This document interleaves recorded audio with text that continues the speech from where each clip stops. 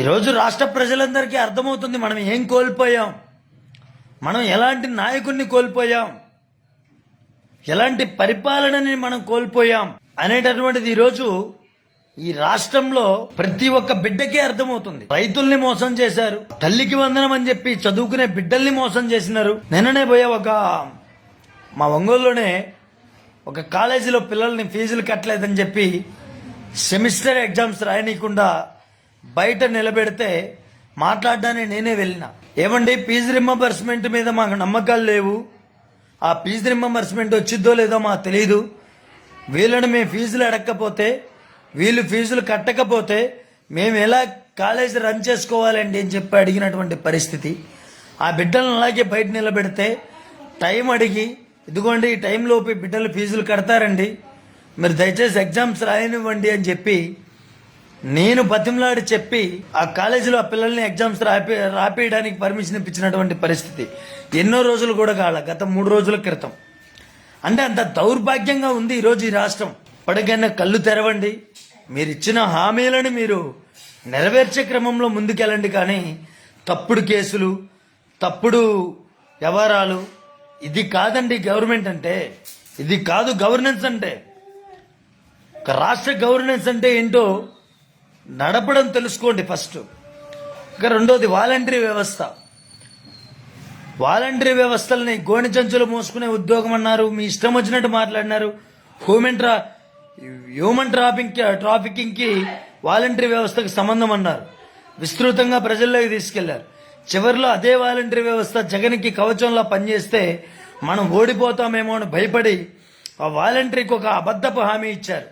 మీ ఉద్యోగానికి భద్రత కల్పిస్తాం, మీకు 10,000 రూపాయల జీతం ప్రకటిస్తాము అని చివరికి ఆ వాలంటీర్లను కూడా మోసం చేసి ఆ వాలంటరీ వ్యవస్థే లేదు, దానికి అసలు చట్టబద్ధత లేదు, అసలు వాలంటరీ జీవోనే లేదు అని చెప్పి నిర్లజ్జగా నిస్సిగ్గుగా శాసన మండలిలో చెప్పేసి వాలంటరీ వ్యవస్థని ఎత్తేసి ఈరోజు సుమారు 4 లక్షల మంది వాలంటీర్ల పొట్టగొట్టి వాళ్ళని నడు రోడ్లో విడిచినటువంటి పరిస్థితి. కాబట్టి మనం ఏం చేస్తున్నాం, ఏ గవర్నమెంట్ ఇస్తున్నాం అనేది మనం ఒక్కసారి ఆత్మవిమర్శ చేసుకోవాలి. అది మానేసి ఎంతసేపున్న జగన్మోహన్ రెడ్డిని తిట్టుకుంటా, జగన్మోహన్ రెడ్డి విమర్శ, ఎక్కడ ఏది జరిగినా జగన్మోహన్ రెడ్డి చేశాడు, గత గవర్నమెంట్ జరిగింది జగన్మోహన్ రెడ్డి వచ్చి చేశాడు. ఎంత నీచమండి ఇది. అదానీ కేసులో, సౌర విద్యుత్ కేసులో జగన్మోహన్ రెడ్డి ఉన్నాడు. సరే కొద్దిసేపు మీ మాటే నిజం అనుకుందాం, మరి అదానీని ఎందుకు అరెస్ట్ చేయట్లా? మరి దాన్ని సంతకాలు పెట్టి సెంట్రల్ గవర్నమెంట్ ఏ అధికారి అయితే మరి స్టేట్ గవర్నమెంట్కి పంపించినాడో ప్రతిపాదన, మరి ఆ సెంట్రల్ గవర్నమెంట్ మీద ఎందుకు మీరు చర్యలు తీసుకోవట్లా? మరి ఆ సెంట్రల్ గవర్నమెంట్ని ఎందుకు ప్రశ్నించట్లా? మీరు మీ మిత్రపక్షమే కదా సెంట్రల్ గవర్నమెంట్, మరి మీరు ఎందుకు ప్రశ్నించలేకపోయినారు? ఎక్కడ ప్రశ్నిస్తే మన కేసులు తోడి లోపలేస్తాడో అన్న భయం.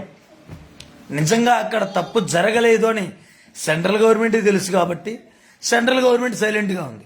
మనం మాత్రం విషం కక్కుతాం. దేవుడు మనకు అవకాశం ఇచ్చాడు, గొప్పగా పరిపాలన చేయండి, గొప్ప పరిపాలన అందించండి.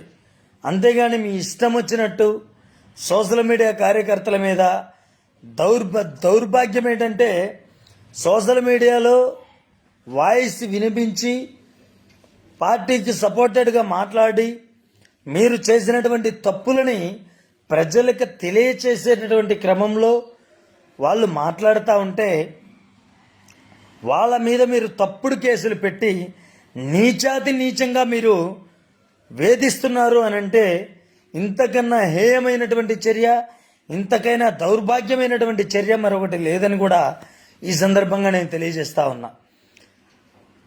ఇంకోటి చెప్తా ఉన్నాను, నిన్న ఈ మధ్య గెద్దలూరులో అరెస్ట్ చేశారు, దారుణంగా కొట్టారు. మీకు కొట్టే రైట్స్ ఎవరిచ్చారు? ఒక మనిషిని అరెస్ట్ చేసి కొట్టే రైట్స్ ఎవరిచ్చారు? ఇది మానవ హక్కుల ఉల్లంఘన కాదా? మీరు అరెస్ట్ చేశారు, తను తప్పు చేసుంటే మీరు కోర్టులో ప్రొడ్యూస్ చేయాలి. మీరు అరెస్ట్ చేసేది ఒక రోజు, అరెస్ట్ చేసిన రోజు నుంచి ఏ రోజు కోర్టులో ప్రొడ్యూస్ చేస్తారో తెలీదు ఆ వ్యక్తిని. ఉదాహరణకి ఇంటూరు రవి గారిని మీరు అరెస్ట్ చేసింది 9వ తారీఖున అరెస్ట్ చేశారు. మీరు ఎప్పుడు కోర్టులో ప్రొడ్యూస్ చేశారయ్యానంటే 13వ తారీఖు 14వ తారీఖు మీరు కోర్టులో ప్రొడ్యూస్ చేశారు. అంటే ఈ 4 రోజులు అతన్ని ఏ పోలీస్ స్టేషన్లో ఉంచారు మీరు? ఎన్ని చిత్రహింసలు పెట్టారు?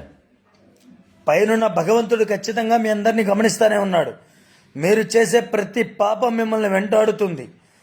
రాబోయే రోజుల్లో 2027లో బై ఎలక్షన్ వచ్చినా, 2027లో వన్ నేషన్ వన్ ఎలక్షన్ వచ్చినా, 2029 సాధారణ ఎలక్షన్స్ వచ్చినా, దీనికి అధికారులతో సహా ప్రతి ఒక్కళ్ళు కూడా బాధ్యులై తగిన మూల్యం చెల్లించుకోవాల్సినటువంటి పరిస్థితులు ఏర్పడతాయని కూడా ఈ సందర్భంగా తెలియజేస్తా ఉన్నా. ఇచ్చిన హామీలు అమలు చేయకపోతే ఆ హామీల మీద గొంతెత్తి మాట్లాడినందుకు పాప అమ్మాయిని పెద్దిరెడ్డి సంధ్యారెడ్డిని నిర్దాక్షిణ్యంగా అరెస్టు చేసి ఒక ఆడపిల్లని కూడా చూడకుండా 4 రోజులు అరెస్ట్ చేసిన తర్వాత ఆ అమ్మాయిని ఎక్కడుంచారో కూడా తెలియకుండా చిత్రహింసలకు గురి చేశారు భార్యాభర్తలు ఇద్దరిని. చిన్న చిన్న పిల్లలు ఉన్నారు అమ్మాయికి. ఆ భార్యాభర్తలు ఇద్దరిని తీసుకుపోయి జైల్లో కూర్చోబెట్టి ఆ బిడ్డల్ని అనాథల్ని చేశారు. ఈరోజు రోడ్లు ఆ బిడ్డల్ని బాగోగులు చూసుకోవడానికి కూడా మనసులు లేకుండా చేశారు అని అంటే ఈ పాపం మీకు ఊరికే పోదని కూడా సందర్భంగా తెలియజేస్తా ఉన్నాం. మీరు నిజంగా సోషల్ మీడియా అరెస్టులు చేయాలి అని అంటే మీ ఐటీడీపీ నుంచి మొదలు పెట్టాలి. ఫస్ట్ నీచమైన పోస్టులు పెట్టింది మీ ఐటీడీపీ. సోషల్ మీడియాలో వైసీపీ కార్యకర్తలని రెచ్చగొట్టి వైసీపీ కార్యకర్తలు కూడా అదే విధంగా పోస్టులు పెట్టేలా తయారు చేసిన మీ ఐటీడీపీ నుంచి మొదలు పెట్టాలి అరెస్టులు. ఎక్కడో దాక్కోనున్న స్వాతిరెడ్డి దగ్గర నుంచి, మంగళగిరిలో ఉన్న ఉండవల్లి అనుష దగ్గర నుంచి, అలాగే ఈ మధ్య ఒక కార్పొరేషన్ పదవి ఇచ్చారు మేడం గారికి, తేజస్ని పోడాడనో ఏదో ఉందో అమ్మాయి పేరు, మేడం గారు, ఆవిడ దగ్గర నుంచి మొదలు పెట్టాలి మీరు అరెస్టులు. మీ పక్కనే తిరుగుతున్నాడే సుమారు 20-25 కేసుల్లో ముద్దాయి అయిన అజయ్ సజ్జా, అతని దగ్గర నుంచి మొదలు పెట్టాలి మీరు కేసులు. అంతేగాని ఇష్టానుసారంగా తప్పు చేసిన వాళ్ళని వదిలేసి ఈరోజు అభంశుభం తెలియని కార్యకర్తల్ని ఇంత దారుణంగా అరెస్టులు చేస్తూ ఉన్నారు అని అంటే మిమ్మల్ని ఏమనాలి కూడా మాకు తెలియనటువంటి పరిస్థితి ఈరోజు ఈ రాష్ట్రంలో ఏర్పడింది. మేము రామరాజ్యం లాంటి పరిపాలన చేస్తున్నామని బయట చెప్తున్నారు, ఎక్కడా కూడా అది కనిపించదు.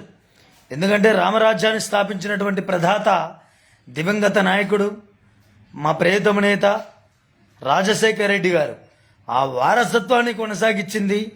కులం చూడకుండా, మతం చూడకుండా, పార్టీ చూడకుండా ప్రతి ఒక్కళ్ళకి కూడా సంక్షేమ ఫలాలను అందించిన ప్రధాత వైఎస్ జగన్మోహన్ రెడ్డి గారు. అంతే తప్ప మీ వల్ల కాదది. గ్యాస్ అన్నారు, సిలిండర్లు ఫ్రీ అన్నారు. ఈరోజు చూస్తే నాకు తెలిసిన వ్యక్తికి గ్యాస్ బుక్ చేసుకుంటే సబ్సిడీ కింద ఆ మనిషికి పడిన డబ్బులు ఎంతో తెలుసా? కేవలం 14 రూపాయలు. కేవలం 14 రూపాయలు. అది మన పరిస్థితి. ఇలాంటివి మేము ప్రశ్నిస్తే మా మీద కేసులు పెడతారు, మమ్మల్ని తీసుకుపోతారు, రిమాండ్లు అంటారు. ఎంత దారుణాతి దారుణంగా వేధిస్తున్నారు అని అంటే నిస్సిగ్గుగా ఉంది ఈరోజు.